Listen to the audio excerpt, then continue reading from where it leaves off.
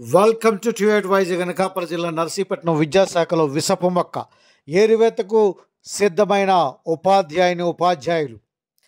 ఇటీవల నర్సీపట్నంలో విద్యాశాఖలో 2 ఉపాధ్యాయులు సస్పెండ్ అయిన సంగతి తెలిసిందే. ఇది అందరికీ తెలిసిన విషయం అయినప్పటికీ ఎక్కువ మంది ఉపాధ్యాయులు చేస్తున్న ప్రాక్టీస్నే ఇతను కొత్తగా కనుగొని దాన్ని వెలుగులోకి తీసుకొచ్చారని, అయితే అధికారులు స్పందించి దాన్ని సరిచేసే క్రమంలోనే మీడియాకు రిలీజ్ చేయడంపై అందరూ ఇతనిపై గురుగా ఉన్నట్లు అప్పట్లోనే సమాచారం తెలిసింది. అయినప్పటికీ యూనియన్లన్నీ ఏకమై వెంకట్రావుపై జిల్లా కలెక్టర్ ఫిర్యాదు చేశారు. తప్పుడు ధృవపత్రాలతో ఆయన ఉద్యోగంలో చేరినట్లు ప్రధానమైన ఆరోపణ చేశారు.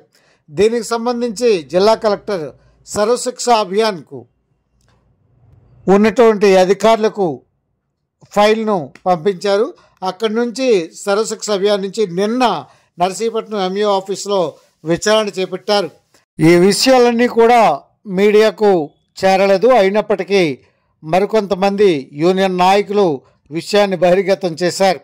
అయితే సిఆర్పి వెంకట్రావు గతంలో కూడా బైపరెడ్డిపాలెంలో ఉన్న ఉపాధ్యాయుని పట్ల అనుచితంగా ప్రవర్తించారని, దుర్భాషలాడారని, కులం పేరునెత్తి ఆమెను అవమానించారని కూడా నర్సీపట్నం పోలీస్ స్టేషన్లో ఫిర్యాదు ఇచ్చినప్పటికీ యూనియన్ నాయకులు మాట్లాడి విద్యాశాఖలో ఇటువంటి వరవడి మంచిది కాదని చెప్పి అప్పట్లోనే ఆపినట్లు సమాచారం. అయినప్పటికీ వెంకట్రావు తీరు మారకపోగా మరింత పెరిగిపోయిందని, దీని ఆధారంగానే యూనియన్ నాయకులు ఏపీటీఎఫ్ కానీ పిఆర్టీయూ కానీ అందరూ చర్చించుకుని ఒక నిర్ణయానికి వచ్చి శాఖాపరంగా అతను చేయాల్సిన పనులు, చేయకూడని పనులు, అదేవిధంగా ఏ క్లస్టర్లో ఆయన జాయిన్ అవ్వాల్సి ఉంది, ఏ క్లస్టర్లో జాయిన్ అయ్యారు, ఏ విధంగా జాయిన్ అయ్యారు, దానికి సంబంధించిన ధృవపత్రాలు అన్నిటినీ ఆధారాలను సేకరించి ఖచ్చితమైన సమాచారంతో జిల్లా కలెక్టర్ ఫిర్యాదు చేయడంతో ప్రస్తుతం ఆయనకు గండం వచ్చినట్లు అయింది.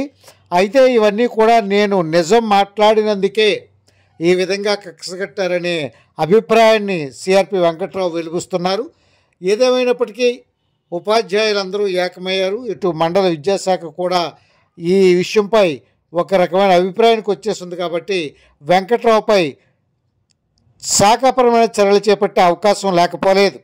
అయితే సిఆర్పీలు కూడా ఇదే విషయాన్ని వచ్చిన అధికారులకు నివేదిక కానీ రిపోర్ట్ కానీ ఇవ్వడం కొసమెరుపుగా చెప్పుకోవచ్చు. థ్యాంక్ యూ టు వైజాగ్, మీ ఎంఏ రాజు.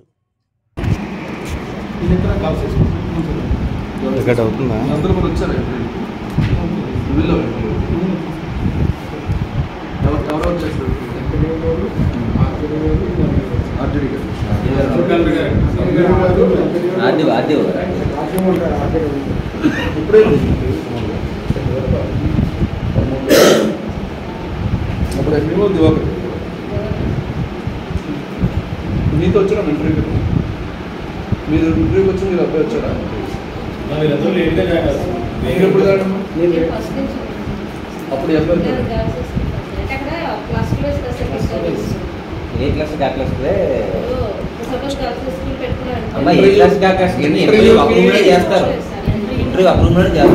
బోర్డు మెంబర్ నమ్మ. అప్పుడు ఇంటర్వ్యూ చేసినప్పుడు అతను బయట వరుసగా పిలిచాము, ఇవి ఆర్డర్ ప్రకారం పిలిచి చేసాం. నువ్వు చూడలేదు. అదే ఇప్పుడు అడుగుతున్నాను, ఎప్పుడో సంవత్సరం గడిచిపోయింది, ఇప్పుడు అనవసరం మామూలు అడుగుతున్నాను. అదే లోపల పిలిచి మీకు మార్కులు ఇచ్చాము మేము.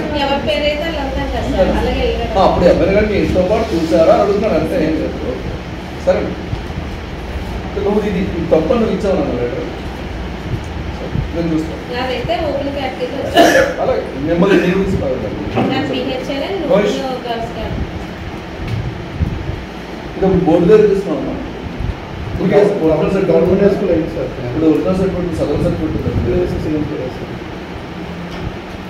సరే.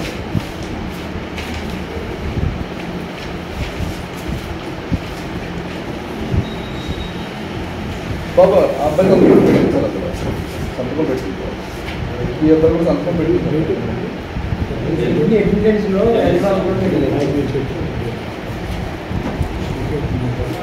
5/12/13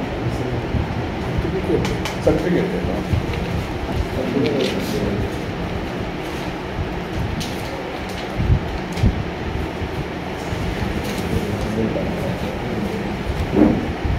డిసెంబర్ 2005 14/12/2005 13కి ఎలా తెలుస్తుంది? 13కి ఎలా తెలుస్తుంది?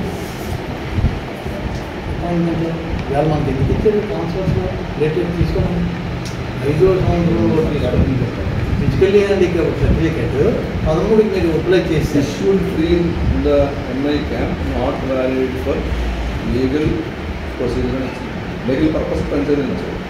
అప్పుడు ఇచ్చిన సర్టిఫికేట్ ఏ పర్పస్ లేదా అపాయింట్మెంట్కి ఏదైనా ఇస్తే job latest physically handicapped certificate submit చేయాలి. 2005 సబ్జెక్టు సర్టిఫికేట్ 2013లో ఓకే చేసేసి ఉద్యోగం ఇచ్చారు.